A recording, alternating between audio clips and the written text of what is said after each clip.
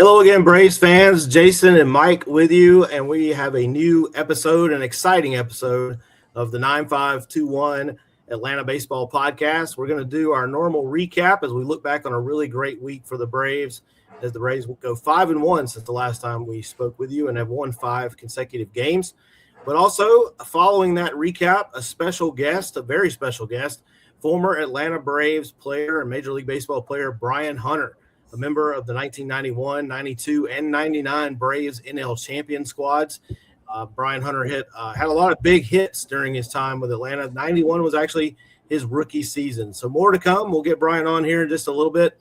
But first, we want to recap a very good week. Mike, welcome back for another episode as we look back on the week that was. And winners of 5 in a row and a solid lead in the NL East as our division rivals continue to struggle. The Braves are taking advantage of it. Yeah, and just a little sweep over the Phillies. It was great. It was, we just putting it to everyone at this point. Yeah, look, we'll always take a sweep of Philly, especially one at Citizens Bank Park. First time in a decade, I believe I saw. So really good news there. Let's backtrack to last Monday. We'll get the one loss out of the way right off the bat. Last Monday, the Braves hosted the Marlins. And, the Marlins have been playing decent baseball so far.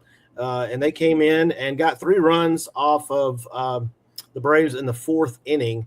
The Braves offense actually answered right back in that game, Mike. In the bottom half of the 3rd, they tied it. That was Grant Holmes that started. A little shaky there in that 4th inning, 3 earned runs. Aaron Bummer came in the next inning and did not fare too well as he gave up 3 runs right back in the very next inning. And then in the 6th inning, 3 more runs as Raldy Munoz made his debut with the Braves. He had just been called up. He didn't pitch so well either, and before we knew it, a 3-3 game turned into a 10-4 loss. So, not a lot to write home about there. Matt Olson did have a couple hits in that game. Michael Harris, who's really coming around, he had a couple hits in that game. And the Braves fall to the Marlins in Game 1. So, if the Braves were going to keep their undefeated series streak going, they were going to have to win the final 2 games of that series. And guess what, Mike? They did that. They did. Tuesday night was a fun game, at least at the end.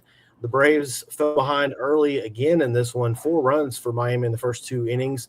The Braves chipped away, got it to 4-3, and this was a Ronaldo Lopez start. He didn't have his best stuff going on this night either. Lopez would end up pitching 5 innings, which I thought was big. He had a couple of shaky innings to start, Mike. He stays in, he fights, he battles, he gets through 5 to save a little bullpen time there. Ends up giving up 3 earned, walks 3, Ks 6. So all in all, not a great start for Ronaldo, but I thought it was important the way he battled, and we didn't have to use as much of the bullpen as we would have. Yeah. It was a great final couple innings. It was great. I loved them loading the bases, and Dom just hits a little dying fly ball into left center. It's great. Yeah, Dominic Smith comes through again after.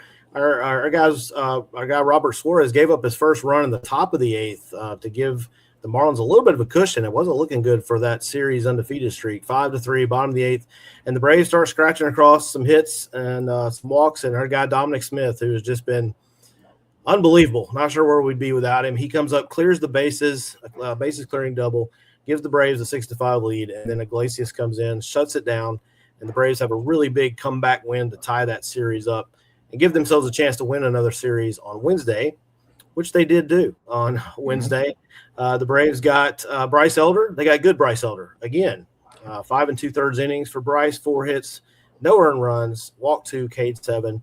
And the Braves gave him some run support in the 2nd inning. They got out to a quick start in this one. Ozzie Albies, homers. And then they kind of scratched across some runs until later. Austin Riley finally got his first home run in this game.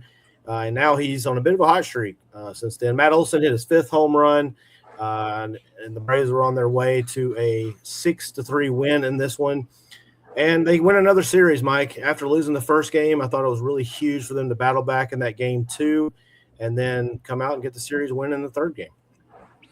Yeah, a great game for Elder, going 5 2/3, striking out 7. Lowered his ERA to 0.77, which is outstanding, and Iggy shuts the door for another save. Yeah, I did want to stop on Iglesias. He had a little bit of a shaky a ninth inning last night against the Phillies to close that one out. But, I mean, he's just been lights out. He's been the Iggy that we've known, except for maybe a little bit of the first half last season. He struggled. The rest of his time with Atlanta, he's been about as reliable as you can be as a closer. And we really have two closers now, Mike, Robert Torres and Iglesias. I mean, you talked about this in the offseason. I saw somebody put this a certain way on Twitter. I thought it was perfect. The Braves actually have two closers, both of which are probably better than anybody else's closer in the league. I mean, we've got two guys that could close for any team right now across Major League Baseball, except maybe Mason Miller, who's just ridiculous right now. But, he's just insane. Absolutely. It's like 70% whiff rate. I'm like, that's insane. Yeah. How many times, though, in the last few seasons, Mike, have we turned the game over to the bullpen and we've kind of just gritted our teeth and clenched our fists and just let's hold on for dear life here? I don't feel that way right now. Look, every bullpen's going to have a shaky outing. But right now, when we get to the 7th, 8th, 9th inning with those guys, we got Dylan Lee, too, by the way. He's fantastic right now. He's making some big pitches. Aaron Bummer had a big out last night. He gave up a double to Kyle Schwarber first, but he did come back and get Bryce Harper. Got a little help from Austin Riley on that. A really good defensive play, but got out of a big inning last night. So overall, the bullpen is doing everything we could ask and more. And over the weekend, big series with the Phillies. It's always big when we play the Phillies. We're actually playing them again. They're coming to Atlanta this weekend. Good start to go to Citizens Bank and get a sweep. So Friday night, the Braves roll in, and they didn't waste any time nailing some runs on the board. 7 runs in the first 3 innings for Atlanta.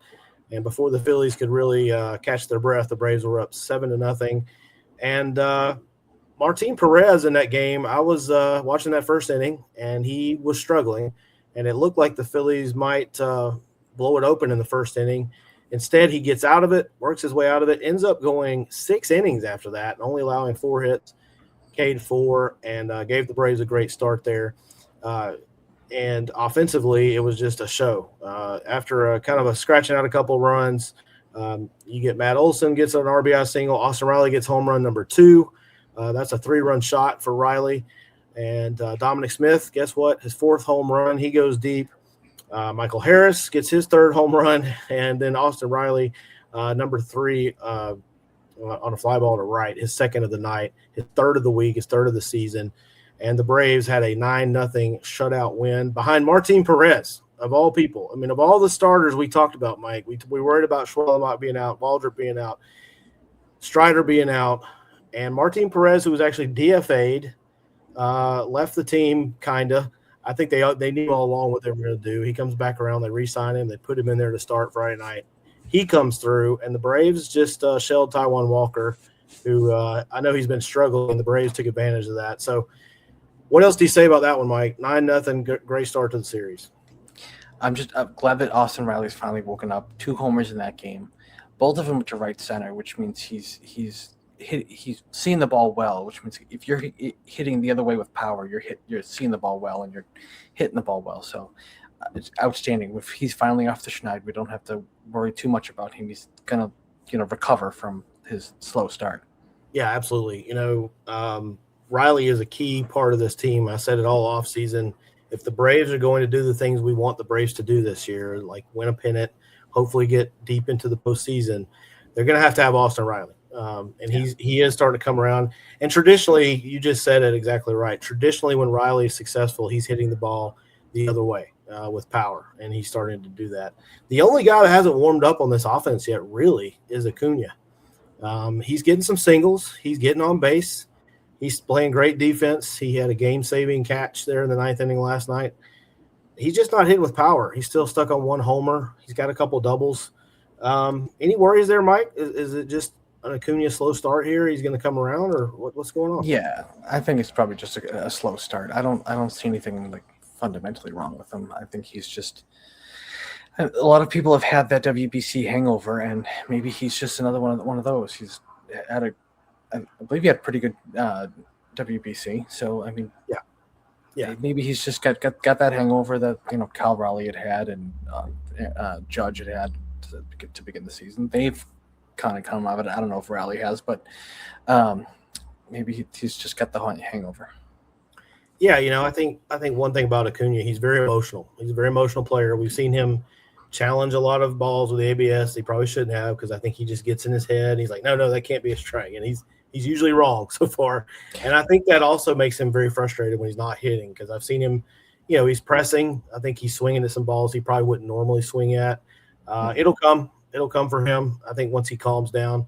The good thing is the rest of the offense is picking him up, and so far we haven't needed Acuna's bat to be 15-7 right now. So I know. yeah, he'll come around for sure. Saturday night, Chris Sale on the mound. So we're feeling pretty good. Sale had a little bit of struggles his previous outing, so I think we want to see Sale come out.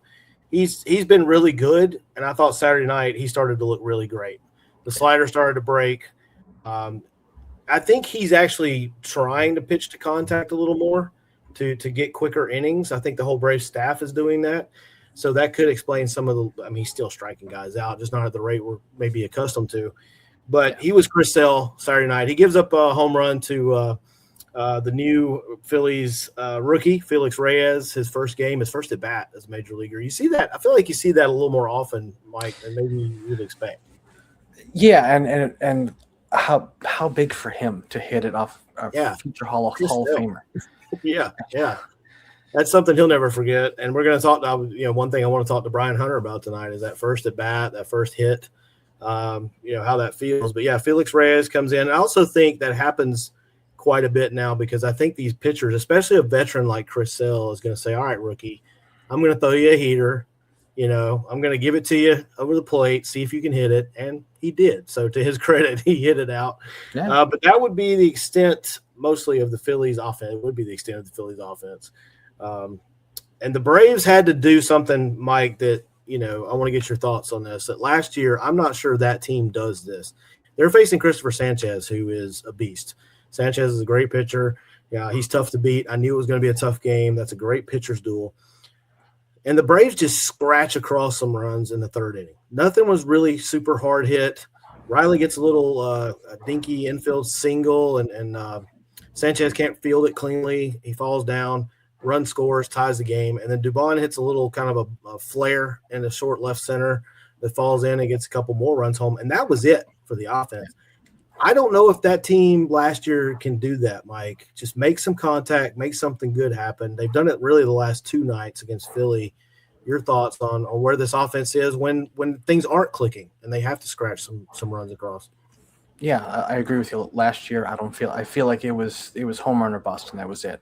And they were just swinging for the fences, wouldn't try and just hit a ball the other way and find some holes.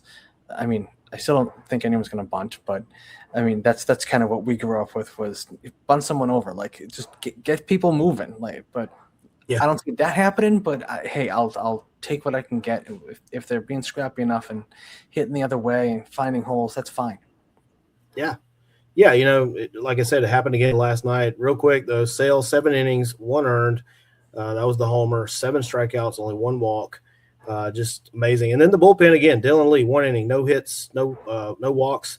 And then Robert Suarez actually closed this game. We found out after the game, apparently Iglesias had slept wrong on his shoulder and wasn't sure if he could go. So Suarez, who's been a closer for a lot of his career, came in, clean inning, 2 strikeouts, no walks, no hits.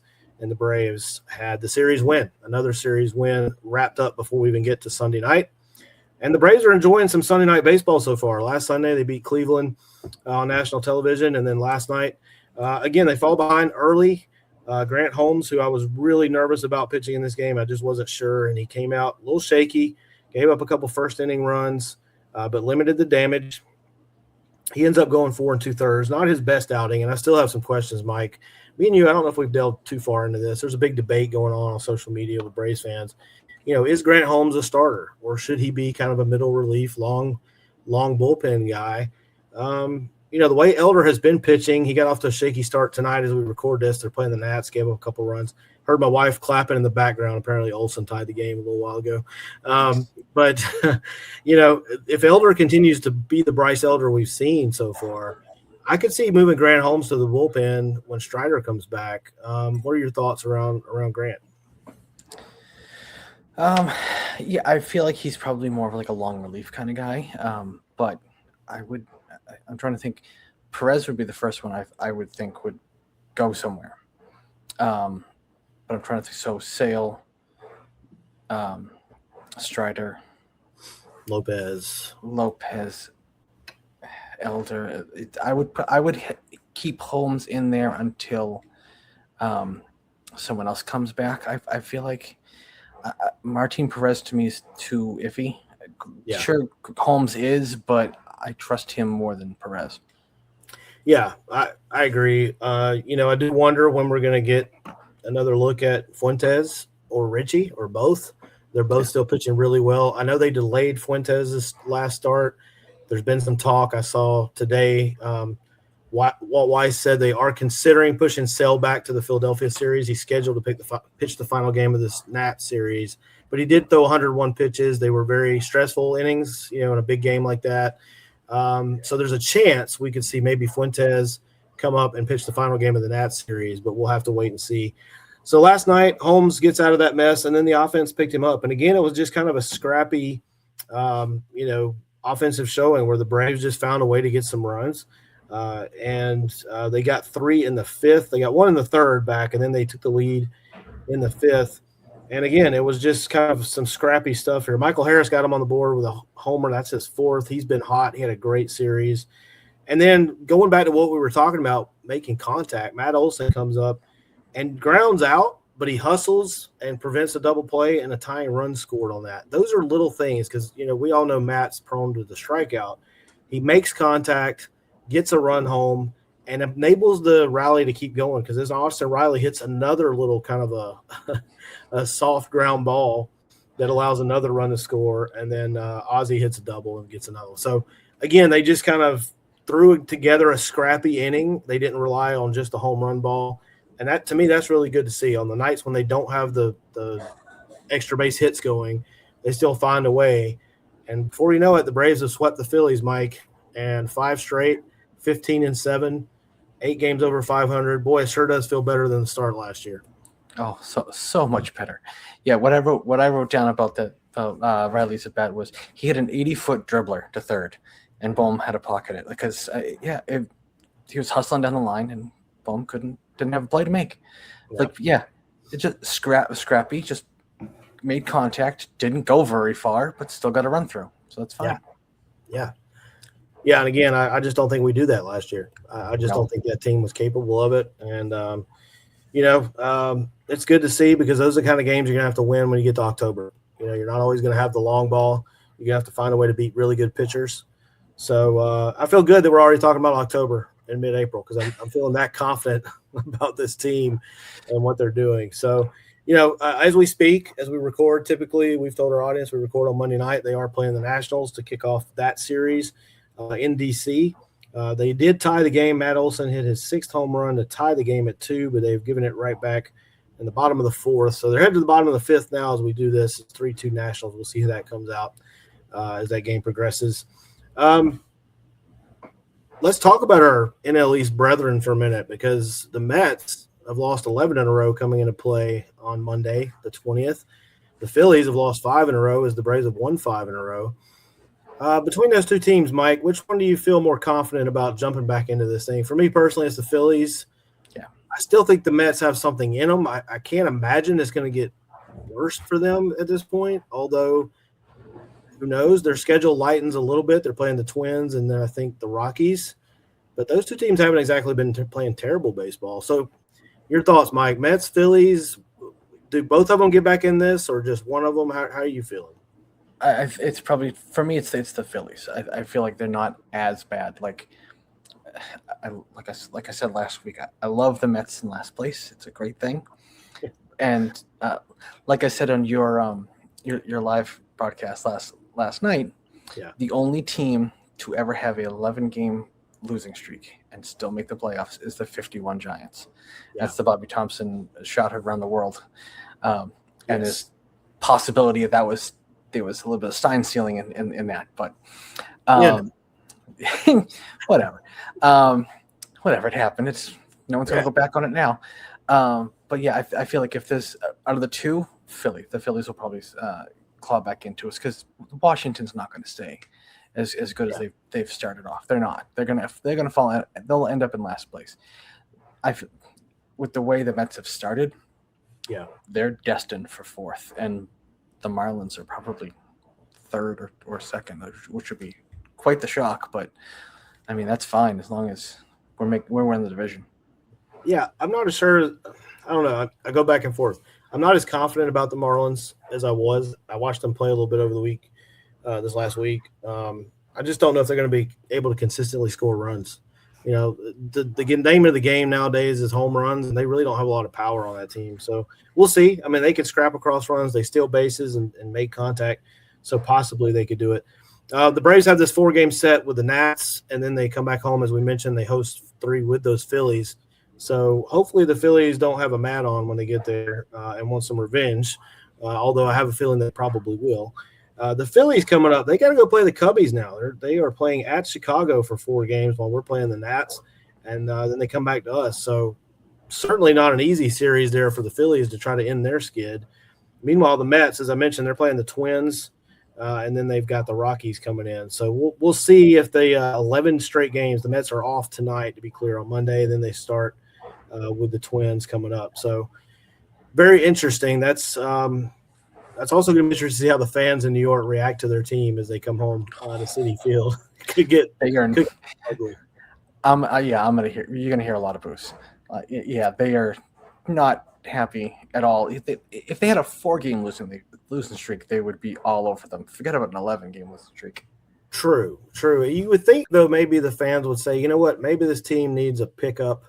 Maybe we need to come out and give them a standing ovation. You remember a couple of years ago, I think it was, when Trey Turner was having just a really terrible time at the plate, and the Philly fans actually gave him a standing ovation and tried to pump him up, and he turned things around after that. He started just bashing the ball. So I mean, maybe the Mets fans should take a lesson from that and say, instead of piling on these guys when they're down. I don't think that's what's going to happen, but it would be nice, I think, if you're a Mets player, right, to see that happen. We'll see what happens, though. That's going to be interesting. I'll be tuning into that game tomorrow night for sure to see what the crowd reaction is. Yeah, both Philly fans and Mets fans are not the best, but I could see that more out of Philly fans than Mets fans. I mean, for sure. They're New Yorkers. They just hate everyone. Absolutely, yes. So we are waiting on our special guests. Again, if you're just listening in, Brian Hunter, former member of the Atlanta Braves and 9-year major leaguer in the 1990s, member of the 91 Worst to First Braves that made it to the World Series. Brian actually had a huge home run in Game 7 against the Pirates in the National League Championship Series. We're going to ask him about that for sure. Then caught the last out of that game. Game 7 was a ground ball to him at first base, and he ran over and stepped on the base to send the Atlanta Braves to their first World Series in Atlanta history. So we will be waiting on Brian. Real quick, I was just going to look at some of these stats that our guy Nicholas Eck pulled for us once again, and we appreciate him. Just in the Phillies series alone, Michael Harris batted .857. He had 6 hits and 7 official at-bats, walked twice, which might be the most interesting part of that statistic with Mike's history of not walking. He hit homer twice, 2 ribbies, and he did not strike out. I think that might be the other big story there. 2 walks and no strikeouts for Michael Harris. He's another guy, Mike, that he's a cog in this thing. When he's going right, the Braves offense is going right, and he's certainly been on a roll here. Hopefully he can keep this going into this next week. Yeah, him and Dubon at the bottom of the lineup, if they can keep it rolling, it makes the offense click a whole lot better when we start scoring runs. So, we need him to not strike out as much and take a few walks. It's fine, as long as you get on base, because he's not slow. He can steal second base anytime he wants to. Yeah, I keep going back and looking and making sure. For Michael Harris to go through a 3-game series and not strike out and walk twice, that's a big win for him. And Acuna, by the way, had 3 walks. He had 12 at-bats, 3 hits, so he batted .250. It looks like those were all singles for Acuna in the series. So, again, he's getting on base, the 3 walks, the 3 hits, and he is dangerous once he gets on base. He's still making huge defensive plays. We didn't really talk about it. I hit on it briefly, but he made a great catch. I think that's being overlooked because he makes it look so easy. Yeah. He makes a catch last night in right field when Iglesias gets the last out of the game. Schwarber hits that. There's a lot of right fielders do not make that play, and you've got yourself a tie ball game. So we should never discount what Acuna is doing out there. Even when he's not hitting home runs, he's definitely contributing to the success of the team. Yeah, his defense saves runs. So exactly, even if he's not getting us any runs, he's saving us some runs in the outfield. He's incredible. I still think about that throw last year against the Yankees, flat-footed, and just guns the guy out at third place. Like that right there, that saves runs. That flat out, like you don't have many players that can pull off something like that. I don't know how he threw it flat-footed like that. That's just a seed to third. Yeah, and not only does he save runs like with those throws, I think the threat of his throws save runs. People don't try to take that home plate rounding third when they know Acuna's coming up to gun them down. So, yeah, absolutely, his defense is super important, and hopefully he can get the power back going here pretty soon. All right, so we're just waiting on Mr. Hunter to join us, and I'm going to edit this part, Mike, but I'm just going to put us on pause so I don't have to keep talking. Yeah. Hopefully it's 7:56, so hopefully. All right, welcome back, Braves fans. We are back, and we have got our special guest has joined us, as we told you guys. Former Atlanta Brave and Major League Baseball player Brian Hunter has joined the 9521 podcast, and we are so thankful to have Brian aboard. He is our first former Braves player to join the podcast. So, Brian, super excited to have you aboard, man. Thank you for coming on. Oh, thank you for having me. So, obviously you probably get a lot of these questions, Brian, that we're going to ask. But for Braves fans to have a guy like you on, I was 14 years old, man, when you got called up in 91. And Mike was probably about the same age. Me and him are the same age. Yep. And I remember vividly, watching your home runs and watching you play the game. And, as a fan, when you get a young guy called up, you're always super excited to see a rookie come up. And that 91 team, obviously we're going to talk a lot about them, holds a special place in all Braves fans' hearts, the ones that are old enough to remember, like ourselves. You obviously went on and you played for the Pirates, the Reds, the Mariners, I believe, the Cardinals, and the Phillies. Did I get all those teams correct? Mm-hmm. We want to hear, Brian. Go ahead. Got it. Okay, good. You played 700 career games, apparently, 699 to be exact, across 9 MLB seasons. You came back to the Braves late in your career there in 99. So, Brian, we want to hear, you can lie to us if you want to. Was Atlanta your favorite spot during your 9 years in the big leagues? 100%. I was drafted by the Braves in 87. I came up with a lot of guys. I came up, right behind Justice and Blaser and Lemke. They were in the minor leagues ahead of me when I was coming up. Avery was right after me. Smoltz had got traded to the Braves in 87. I met him in instructional league. So, I would think any big leaguer, their first team they ever played on in the big league should be their favorite team. So, the Braves was my favorite team and always will be. Great answer. We love it. Great answer. That's awesome. I wanted to talk about that day. We had an author on one time, Brian, on one of my other podcasts where he did a book about the day that big leaguers got called up to the bigs. And he interviewed, I think it was like 50 players, and just talked about that day. I actually heard a little bit of an interview you did on another podcast talking about that. I believe you headed to San Francisco, correct? That was your first game. And you were telling a story on there, and I don't want to mess this up, so I'll let you tell it, but something about you passed Frankie Cabrera in the airport on the way to that. Can you tell us a little bit about the day you got called up and what that was like, and just that whole feeling of being called up to the bigs? Okay. 91, spring training, I don't make the team out of spring training. And, in my mind at that point, it was my third big league camp, and, was in AA in AAA the year before and got sent down on May 31st, 1990. And, so my whole process of thinking that beginning of my AAA year in 91 was I was really playing for all the other 27 teams. I think I was about done with the Braves. Yeah. So, to keep my mind right, it was 27 more teams to play for. That particular year, they were, I think they were going to do the first AAA All-Star game with the PCL and the IL.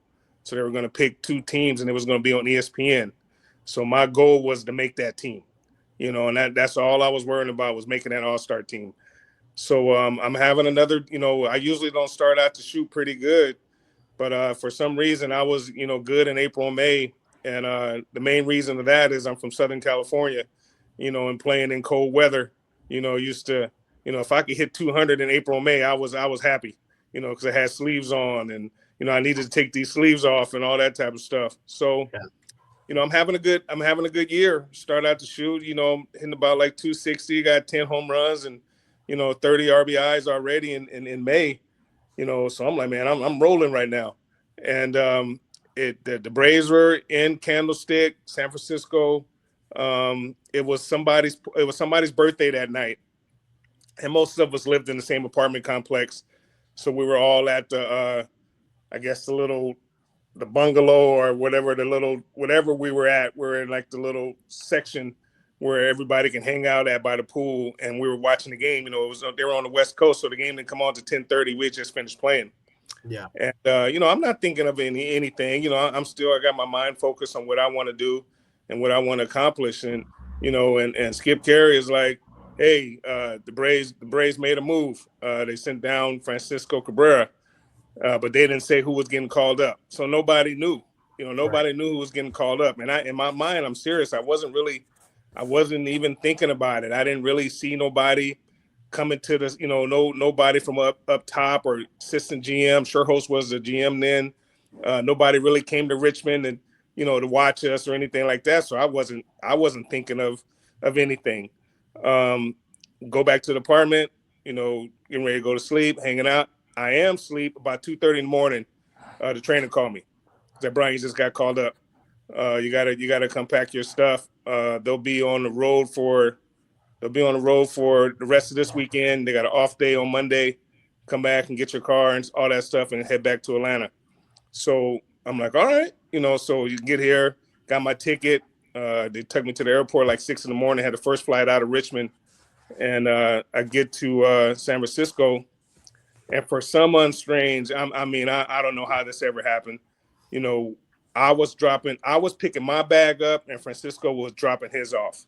That's crazy. And we crossed each other at the airport. Yeah, that's crazy. So in my mind, I just like, man, good luck, man. Keep your head up. But in my mind, I'm like, I'm not coming back. I'm not coming back. So, I just keep your head up, man. Just try to do what you can to get back here. Yeah, and if my memory recalls, he came back and had a pretty big hit. We may talk about here in just a minute. Yeah, 92. Yeah, absolutely. Yeah. Mike, did you have anything real quick? I want to make sure. Brian, this is Mike Simpson, my co-host. Mike, did you have a question for Brian? I was just going to ask what it was like to play for Bobby Cox, a Hall of Fame manager and one of the greatest ones in Braves history. Bobby Cox was, if you platoon, that's what you were doing. I was platooner. I came up and was platooning with Sid Bream. Bobby Cox treated us like men. And if you, I don't know if you guys were so young, but back in the day, and probably even, I don't know what they do now, but back in the day, used to come out and stretch as a team. The Braves were the only team in probably baseball that didn't stretch as a team. The last time we did that was, the last day in spring training, we would go out there and stretch. But Bobby was like, yeah, you guys are men. You know how to get ready for the game. You're playing, get out there and get ready, for the game. And, Bobby Cox fought for every one of his players. That's why doesn't he have the record for most times getting kicked out of a game or something like that? Yes, he does. Yeah. I think it's 162. It's like enough for one every game of a season. Yeah, it's insane. So I never got kicked out of game, so he didn't have to fight for me that hard. But Bobby was awesome. Another thing is, I got drafted in '87. He was the general manager. Yeah. So he was around in instructional leagues and stuff like that for a couple years. So I got to not necessarily talk to him, but I got to see him, before, him being the manager, moving down to be the manager. But to answer your question, he was probably one of the, and one last thing, he wore spikes in the dugout too. Really? He didn't shirts on. Bobby had spikes, so Nice. that was funny for him walking around in spikes. But Nice. he was a good manager. I really like playing for him. Yeah, Bobby's very revered in Atlanta for sure. Brian, so you get called up, and I believe you got your first major league hit in your second game. Am I right? Off Trevor Yes. Wilson of the Yes, Giants. Trevor Wilson. Yes. What does that feel like for us guys who we're not athletic? We never had a chance to play baseball in the bigs. What does that feel like, man? When you connect, you get that first hit in the big leagues. I mean, as a guy getting called up, you always, dream of your first at bat hitting that home run. So my first at bat, I lined out to Matt Williams. I think that was a Friday. I went 0 for 3 on Friday. Didn't play Saturday. My mom was able to get to Candlestick on Saturday. Sunday, my first at bat, I got a hit for Trevor Wilson, so she was able to see my hit. So, Nice. It's just one of those things. You get that first one out the way, and I got it within my first 4 at bats. So I was very fortunate to get that one out the way, so I didn't think about that. That's awesome. Yeah. So coming up, Brian, as a young player, was there a hero of yours in baseball, somebody you emulated or you looked up to coming up as you made your way to the big leagues? I had I watched baseball my whole life. I always wanted to be, a football player also. So I always watched football. Wasn't that great at basketball. Played basketball a lot, but wasn't that great at it. But baseball just seemed really, really easy for me for some reason. And another thing about me, I was what you call a backwards player. I threw left-handed but batted right-handed. Yeah. So at the time of me growing up, it wasn't really nobody that was doing that until, like late 70s when Ricky Henderson, got on the scene, and I was able to watch him do it. But I think that one of the first few people I really, really liked growing up was Jim Rice. Obviously, the Pittsburgh Pirates, We Are Family team. I'm from LA, but really never liked the Dodgers. Never liked the Dodgers. never liked the We're Angels. okay with that. Yeah, we're okay with that. Yeah. We don't like the Dodgers either. You're fine. That's fine with us. Yeah. And then when I got to high school, and it was Kirby Puckett, because we had the same type of body. I thought, a little, thick legs, and I really liked how he played, but I didn't play center field. I watched Rod Carew at first. I watched Matt. Who else? I watched Don Mattingly at first. Sid Hernandez at first. Just trying to make sure I know how to do it, and just how, because they were left-handed, so had to make sure I watched. So it was a lot of people, and then coming up with the Braves, you just happen to have Hank Aaron walking around. Not bad. Bad. Hank Aaron was he was the, I think, vice president of player operations. He didn't really get to do too much. He really couldn't come to too many games because he didn't, too many people trying to get autographs. Yeah. So I had him walking around. My AA hitting coach was Eddie Matthews. And then I had Willie Stargell was roving, so I had some people, to, in my corner, and was really helping me, and then also, like I said, I had Dave Justice that I really watched a lot. Ron Gant, so in my mind, I was trying to catch them too. That's incredible. Yeah, that's not bad advice to get from Hank Aaron and Eddie Matthews. That's pretty good. It's pretty good. I'm a bio guy. I used to read all my coaches' bios, and then when I didn't know that much about Eddie Matthews, and then I read his bio, and he had more 40 home run seasons than Hank, but Hank played longer. And I couldn't believe that. I could not believe he had more 40 home runs than Hank. I really didn't know who he was. So I was like, man, this is outstanding. Yeah, absolutely. He does get a little bit, not forgotten, but a little bit pushed aside. But Hank is Hank. I think that's okay. And then you, correct me if I'm wrong, Brian, you got to play not only with those great players. Of course, you had the pitchers as well, Tommy Glavine, John Smoltz. But you also played with Barry Larkin and Ken Griffey Jr., am I right? Yeah. Yes, played with Ken Griffey Jr., played with Barry Larkin. Me and Ken Griffey Jr., we played against each other in the Connie Mack World Series, 86 summer. He played for the Midland Redskins, and I played for the Norwalk Birds out of California. And we mercy ruled them the first time, and we beat him in the championship the second time. So it was, but I was 18, he was 16. It was an 18 and under tournament. and he was still pretty much better than all of us at 16. So I remember him shaking hands after we lose after shaking hands after the game. He's like, "It's okay, I'm gonna be the first pick anyway." So I'm like, "Okay," but ended up being the first pick in my draft. So I ended up playing a lot of Hall of Famers. Andrew Jones just popped up on the scene, Chipper Jones. So and then managers too. And then Dion for football. So I played with a lot of. I've been fortunate enough to play with a lot of Hall of Famers. I don't even want to talk about the pitchers. Everybody know the staff in Atlanta. Randy Johnson, played with him in Seattle. Edgar Martinez. I been fortunate enough to play with a lot of Hall of Famers. Yeah, definitely. So let's talk about 1991, Brian. We would be remiss not to. I'm putting your postseason stats up here for 1991. 10 hits, 3 doubles, 2 homers, 7 ribbies. So for a rookie to have that kind of performance in the postseason, not bad there. Not bad there, Brian. So what was it like? So you get called up, and the Braves, of course, this was a season where they would become the Braves that we all know and love now. Before that, it was pretty rough. And you're in this great pennant race, one of the last great pennant races before the wild card against the Dodgers. So as a rookie, you're playing in these huge games, especially in the second half of the season. A lot of tension, I imagine, a lot of pressure. How was the team, and how did you handle that as a rookie? But also, was the team like super confident during all that they were going to come out on top, even though the Dodgers were considered the more experienced team and people kind of thought they would end up winning it? What was the mood like? And then for you personally, how did you feel playing in those kind of games near the end of the season? I can't really say that we were confident that we were going to win it or make it, win the pennant. But, we were very young. The oldest guys on our team were Terry Pendleton, who was our captain, and Sid Bream, and then the big lefty, what was his name? Our left-handed starter, Charlie Lee Brandt. Charlie Brandt, yep. Those were really the older guys. Everybody else was young. I remember one time during the year, Terry Pendleton came up to me and was like, "Brian, if you do something, we're going to win." I've told that before, and people's like, "Were you nervous by him telling you that?" I said, "Not really, because I already had that not pressure, but I already put that on me. Like, I got to do something. I want to do something."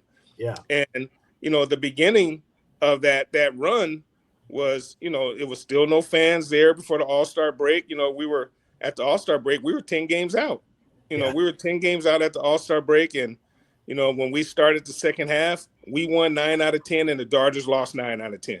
Yep. And then from that point forward, it was like, every single day.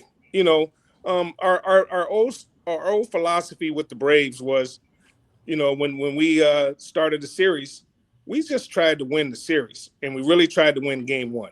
We wanted to win game 1. So our main focus was really trying to win game 1, and then whatever happened after that, we're trying to win the series. And, with that going, with us winning 9 out of 10 and the Dodgers losing 9 out of 10, pretty much from, the All-Star break until the last 2 days of the season, it was playoff atmosphere, every single game.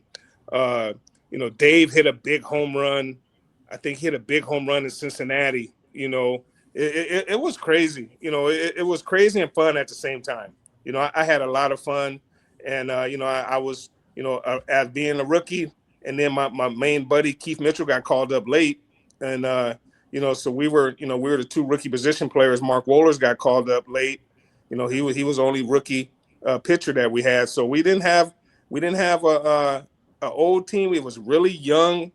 I was 23, Dave was 24, Ronnie was 25, Dion was 24, Blauser, Lemke, I think were 24, 25, so our core, was really young. Lonnie Smith, Otis had got suspended. Lonnie Smith did good for us. Dion did his part, so we just it was just really functioning on that, that platoon system.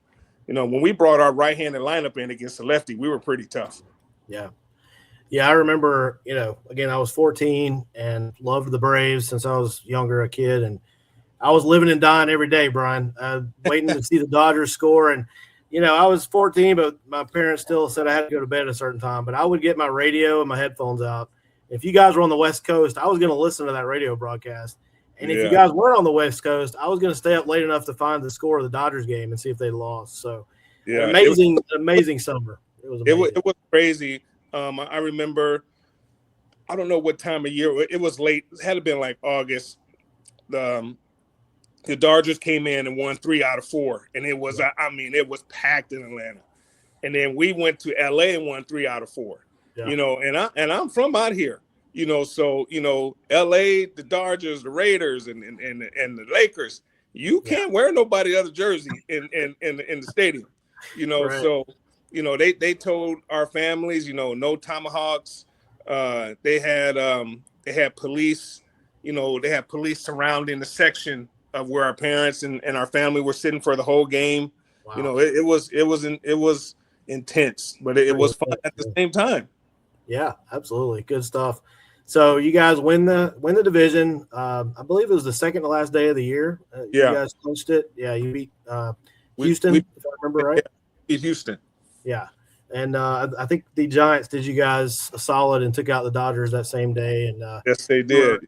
Watching you guys, you were watching it on the screen, I believe, as it happened. Just great memories. So we get into the playoffs, and I don't think a lot of people really thought you guys were going to take out the Pirates. The Pirates were, again, a veteran team. They'd been in the NLCS the year before. And you guys go in there, and it becomes one of the great NLCSs of all time, first of all. I know that you had a huge first-inning home run in Game 7. 2-run shot, I believe, with 2 outs. And all the momentum at that point was with the Braves. What did that feel like, Brian? What were you thinking as you went up there? I mean, I'm just trying to imagine as a rookie in the NLCS in Game 7, first inning, you hit one out of the park, give your team a lead. What did that feel like? To start it off was Avery threw that gem in Game 6, a 1-0 game. Yes. And Pena closed it on he got Van Slyke to pop up late, right to the wall to end that game. And we got Smokes. He was our second half guy. And I think I've said it before, in our pro scouting meetings, they had mentioned that, and I had been hitting Smiley good the whole year. I don't think I hit a home run off him, but I was hitting good. I was comfortable against him. And they said, if he missed changeup first pitch, he's going to throw a fastball inside. And he missed changeup first pitch. I look inside almost every pitch until I get 2 strikes anyway.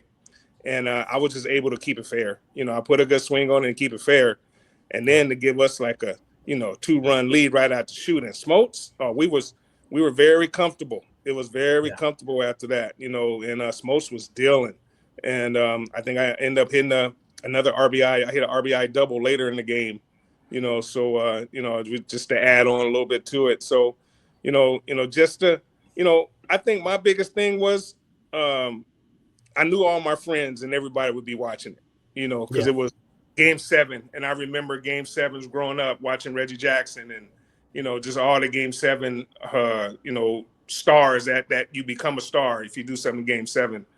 I wasn't thinking about that, but it ended up happening. And, that's just how my mind was set. I just knew so many people were watching. I didn't realize I was only 23 years old. I was a rookie. I didn't think none of that stuff. I was just thinking about trying to help us win any way I could. Yeah, well, you certainly did that in Game 7. And then the iconic moment, one of the moments I remember the most is you get the ground ball to end it. You raise your hands because you knew you had it, and you just had to go step on the base. That had to be an amazing feeling. I can tell you as a fan, it was an amazing feeling to watch it. And, just being able to talk to you like this after all these years and being a fan, I mean, it's just incredible. Just, again, I'm going to stop and thank you again for doing this. It's fantastic. I'm surprised I'm the first Brave player to be on here. Well, we're not very old. We really just started this back in January. I started a little bit last year, a solo, and brought on Mike in January to try to really get it going. So I've messaged with Kent Merker a couple times trying to get Kent to come on and see us. But just super happy to have you, Brian. So 1991, we won't spend too much time on the World Series, but what was it like to play in what's widely considered one of the greatest World Series of all time? What was that like? And then how did you guys handle that disappointment of coming up just short, man, just barely short there?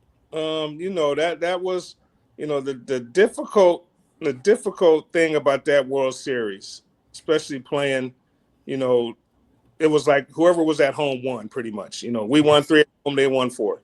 Yep. But the difficult thing playing in the Metrodome, just imagine playing with a white ball, with a white ceiling, and they got white hankies, and how loud it was. I mean, you physically couldn't hear yourself. You know, you couldn't hear yourself say, I got it. You couldn't look down thinking you was going to run into somebody. And then, you know, when you go to a concert and you get home and you lay in the bed and your ears are ringing still, that's how it was after every game in the Metrodome. Wow. It was like that after every single game. I think, you know, obviously I wanted to win, but like I said earlier in this conversation, we had started the playoffs after the first 10 games of the second half. Yeah, and when we lost that game 7, I was like, as much as I wanted to win, I was glad it was over, you know, because it was just so intense that you had to not let it be intense at the same time, you know, because you had something to do, you know, you had your job. But it was, I mean, we were rocking and rolling. We were after it. You know, they got us on they got Lonnie Smith on they deked him at second base. You know, he should have scored. But still, everybody talk about that. But still, we got second and third, you know, no outs. You know, we got 3, 4, 5 coming up. You know, we're supposed to score. You know, they walk Dave, Ronnie Gant pop up on the infield, and then with 2 strikes, Sid Bream just puts it in play. You know, he's the slowest man in baseball, so that's automatic double play. Yeah, you know. Yeah. So, and I was on deck, so I was so mad. You know, I'm like, we still had a shot. You know, but you know, then again, you know, when you're in the World Series, you're facing an ace. You know, you don't know. Don't happen. You know, it was like aces. You know, we blew them out at home. I think they blew us out one game in Minnesota early, one like game 2, I think. But you know, it was tough. It was tough. But you know, to answer the question, I was really, you know, not relieved that we lost, but relieved that, you know, all this pressure, you know, was off my head. Oh, mentally draining. It sounds like. Oh my God, it was. I mean, but you know what? I always say, you know, we're the best. We're the best athletes. We're the best guys from all the 3 to 4 sports because, you know, mentally we got to convince ourselves, we got to trick ourselves that we're good every day, you know, regardless of what's going on. So regardless of what was going on, it was the World Series. You know, I was mentally ready to play. You know, I was mentally ready, and if we had one more game, I would have got myself ready to play. You know, the next day. Absolutely, yeah. Yeah, I've often looked back on that series, Brian, and thought, man, because back then they just switched. One year the American League had a home field, one year the National League. Yeah. If it had just been the National League's year, you guys would have won that series. There's no question in my mind about that. Yeah. So, you know, you mentioned Sid Bream. You set us up really well there, Brian, for this next segment. 1992, you guys, you know, you win the division again. Now people are kind of expecting you guys to win.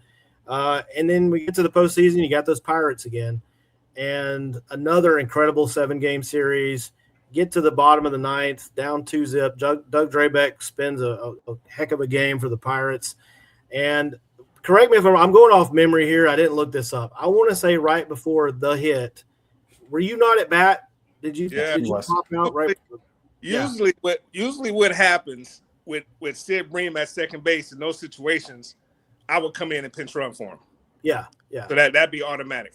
But you know, we hadn't used anybody on the bench yet. They had used a lefty, and I already know. I knew for a fact they wasn't going to have a lefty out there if I came in to pinch hit. So I think as soon as they announced me, I think they brought Belinda in, and they had the infield in. Here's the thing: they had the infield in. First pitch, I hit a bullet down the line foul, and then they backed him up. He threw a slider in the dirt, and he jammed. I would have had the little duck fart that would have went over the infield in, but moved him back. So I popped up, and then right after that, Frankie came up and just got the hit of the ages. You know, that could probably go down as one of the biggest hits in in playoff history. That wasn't World Series, but playoff history. Yeah, and of all people to score on that play, you just mentioned Sid. Was that the fastest you ever saw Sid run during your time with Sid? I think that's the fastest the whole world ever sees Sid run.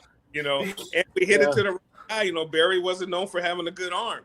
So if you dive in and really look at it, he has the ball before Sid touches third base.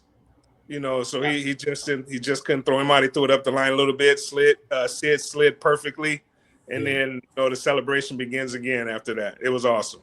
Yeah, I know you ran out of the dugout. What was that moment like? I mean, as a fan, I was losing my mind in my living room. I was going crazy, screaming and yelling, waking my family up. But what was it like for you guys to see that in person?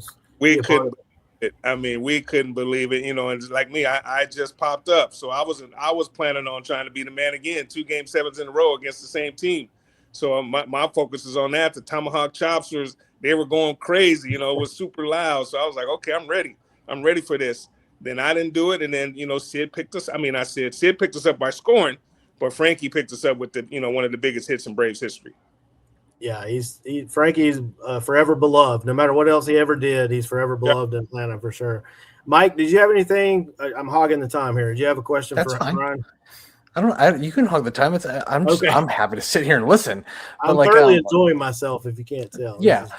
No, so am I. Don't worry.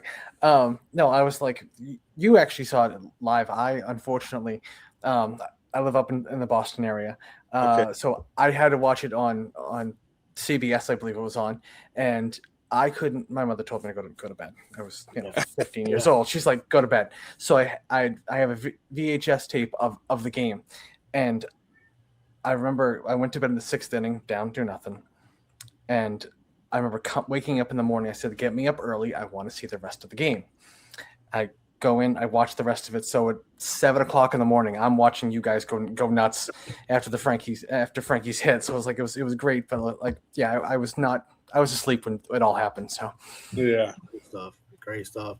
So Brian, I got to ask this question. Did you get to spend any time or talk to Barry Bonds at all? Like, the Braves have to be on his hit list, man. Like, we kept him out of the postseason really 3 straight years because 93 you guys won the division and defeated them before they could get to the playoffs. Did you ever get to talk to Barry? Did he ever say, "Hey man, why do you do me like that"? Not necessarily. I didn't really get to talk to him. And then 93 I got hurt early, and then 94 I got traded to Pittsburgh. But that 94, 90 after the 93 season, Barry and Bonilla left. So I was hoping I was going to get a chance to, talk to him and hang around those 2 greats. But, just when he got a hit or we walked him, I would speak to him a little bit. But other than that, not overly talk about anything but what was happening at that point. Yeah, I figured he's probably not a big Braves fan, after all that. But or neither's Andy Van Slyke, I'm sure. Yeah. So, Brian, what have you been up to since baseball, man? What have you done since? Once I finished playing, my last year was 2000. Then about 2002, I started scouting, and I scouted for the Mets, the Expos before they turned to the Nationals, and then scouted for the Braves for a little bit too. And then I stopped doing that. I have 2 sons, 129 and 123. They both ended up being football guys. My oldest son played at a D3 in California and then played overseas in Australia and Germany. And then my youngest son is going into his redshirt senior year right now at San Diego State. Nice. So I dipped back down to try to make sure, I didn't miss too much, of those guys. And then about 2017, I started working with MLB. It's called the Breakthrough Series, and it's called MLB Develops. So that's the Breakthrough Series, Hank Aaron Invitational. We got another thing called the Program. So I've been working with them with MLB since 2017. Our home base is Vero Beach, where the Dodgers used to be. Yeah. And now it's called Jackie Robinson Complex. Nice. So, we're definitely on IG. Everybody, you guys look on MLB Develops on IG. And, what it is it's a lot of former Black players. And we coach all, Black kids from around the country. Nice. And, we got some of the best kids in the country, that we get to coach and, get those guys ready for college and if they get drafted. That's extremely cool. Extremely cool. And I would be remiss. I think it's just a few days past, not to mention Jackie Robinson Day. And growing up, Brian, as an African-American player, what did Jackie mean? I mean, did you know the story? Did you know Jackie Robinson's story? How important was Jackie growing up for you? I mean, it was, obviously, I knew of him because he went to UCLA. And learning that part of his history, that was a big part of it. And just being able to, understand what he had to go through, just to play a game, And like I said, I had Willie Stargell. So Willie Stargell was around that time, right after that, and he was going through some stuff too, and he was telling me a lot of stories. So, and then I got to meet Hank. So I was around, a lot of stuff I was getting all this great information. Yeah. I never got to meet Jackie, but just being around Hank Aaron and then Willie Stargell, I thought that was like, golden. But just growing up and being able to, I didn't remember the '68 Olympics, but I saw highlights, and that was a big thing, with the black glove, the runners who did that, and just the history of being a black athlete in this country, what it meant, what was attached to you besides your last name, is just to be not just a performer, you're playing for, and a lot of people are watching you. And, you have to represent not just only for you and your family, but for all the little kids that's out there that want to be like you. Yeah, for sure. We talked about Jackie on a previous podcast, and I really think Jackie deserves more than a day, Brian. I think they should give him a full week, recognition. But thanks for sharing that with us. We appreciate that. So do you still follow the Braves? Do you still keep up with what the Braves are doing? You still watch Major League Baseball? I don't watch that much of anything baseball-wise anymore, but I do follow the Braves because of the manager. He was our shortstop. Walt was our shortstop in '99. So he's a great teammate. And that last little fight the Braves got in, if you guys can pull up a fight that we got in with the Astros, and he had their man in the headlock underneath, Really? Yeah. Walt. I was going to ask you if you taught Walt how to do that spear. Walt in '99, Walt brought MMA to us. He used to bring the tapes in, and we would watch that before the game.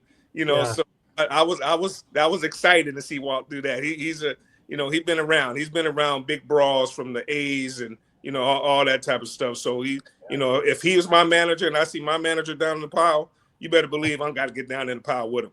Oh yeah.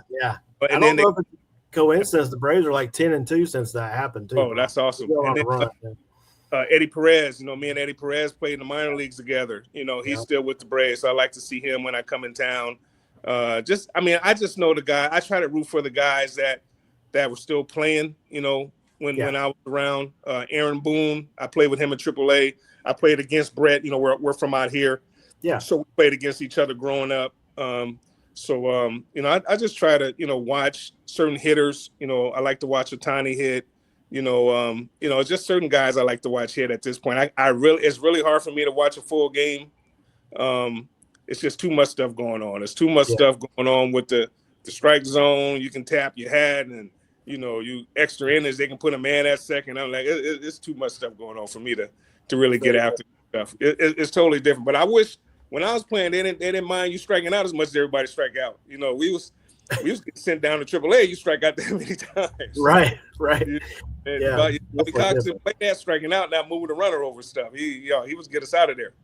Yeah, being an old school fan, I'm sure Mike feels the same way. Anytime we got a guy on third with less than 2 outs and we don't get him home, I'm losing my mind. I'm like, but even with that, I've seen some of these extra inning games when, they put that dude at second and the home team don't even try to move him over.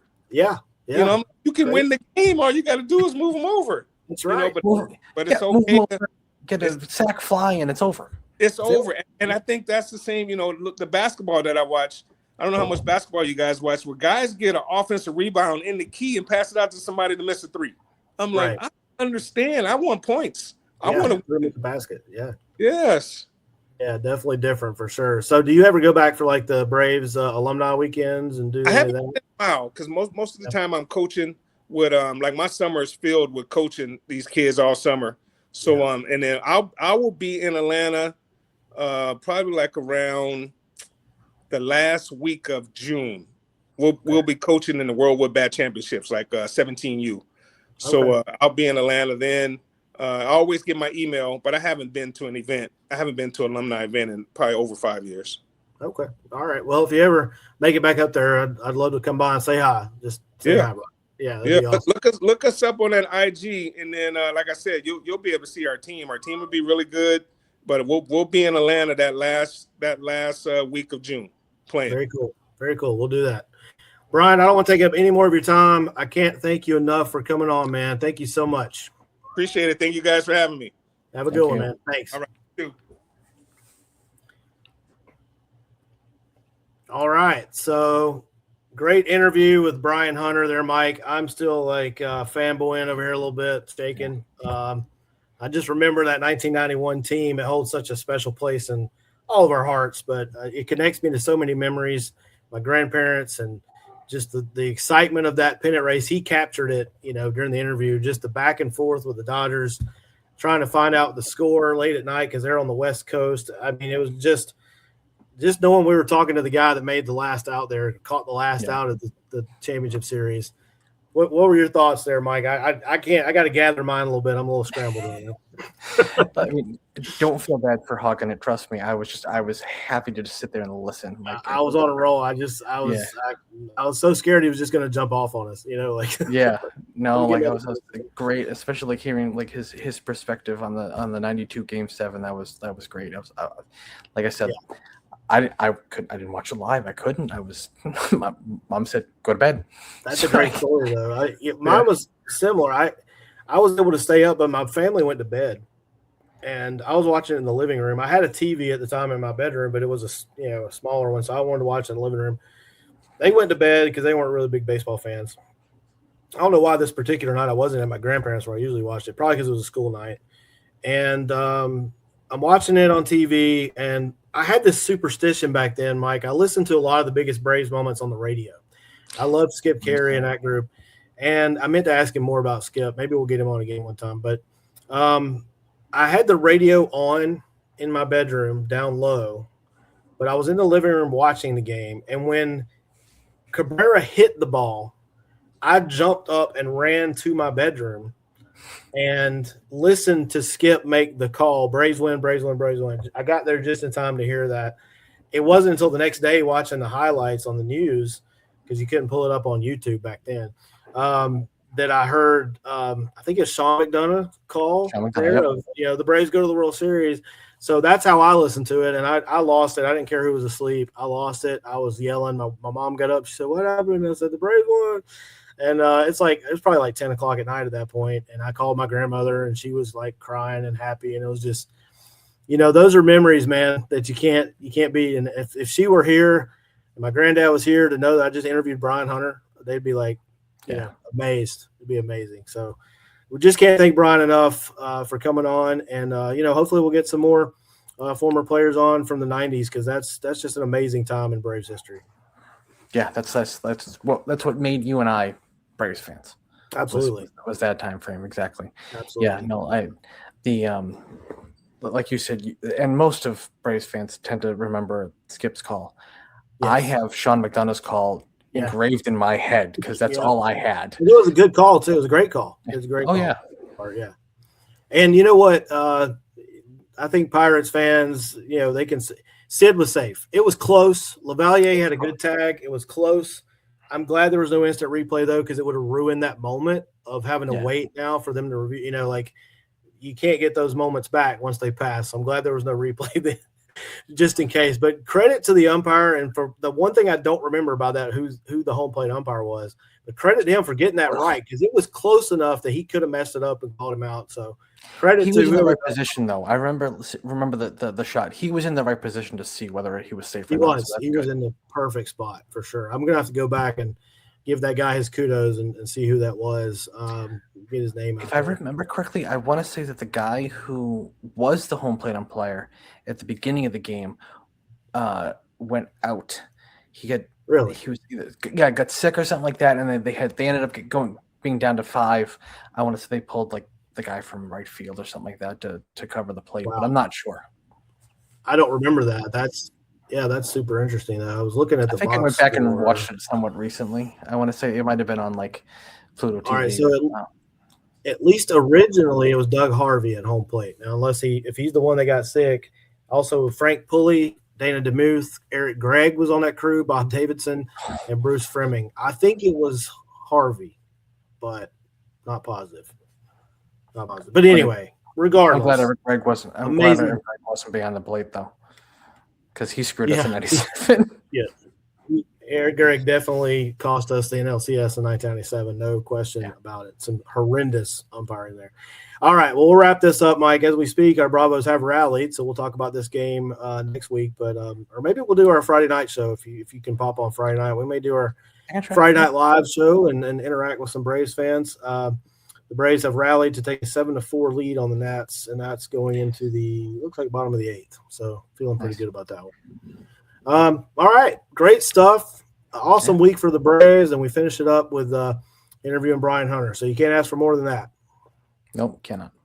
Great stuff. Thanks, Braves fans. We'll get this episode out to you guys, and until then, we'll see you at the ballpark, and go Braves.